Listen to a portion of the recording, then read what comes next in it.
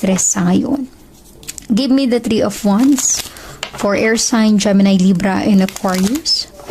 Give me the Three of Wands for air sign, Gemini, Libra, and Aquarius.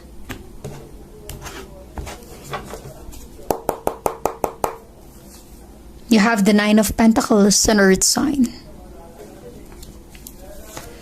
And the King of Wands, a fire sign.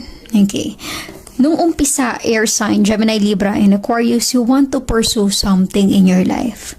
Busy ka, marami kang pinagkakaabalahan, pero para bang may dumating na connection in your energy with the King of Wands. There is someone na para bang very passionate about you.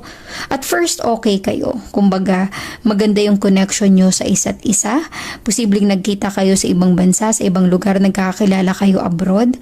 Okay? Maaring katrabaho mo siya. Posibleng nakatrabaho mo.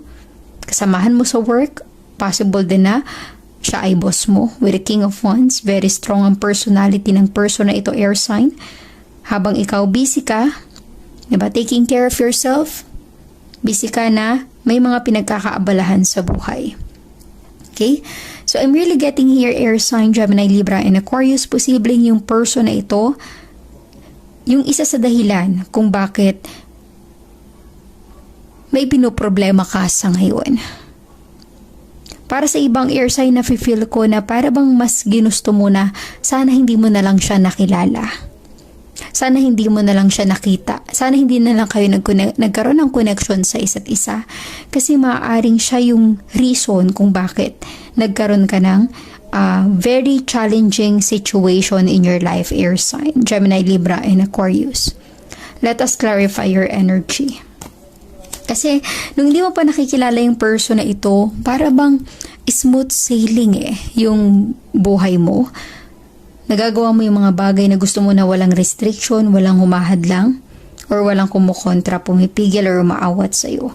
Give me the Five of Pentacles for air sign, Gemini, Libra, and Aquarius. Give me the Five of Pentacles for air sign, Gemini, Libra, and Aquarius.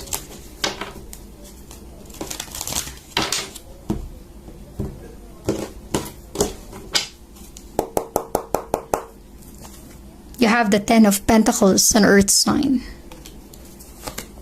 And the Queen of Wands, a fire sign. Okay, again, Queen of Wands, pursuing your passion, pursuing your goal. Queen of Wands, very strong ang personality. Nagtrabaho ka sa ibang lugar, sa ibang bansa. Nagsumikap ka para mabigyan ng magandang future yung pamilya mo. Pero para bang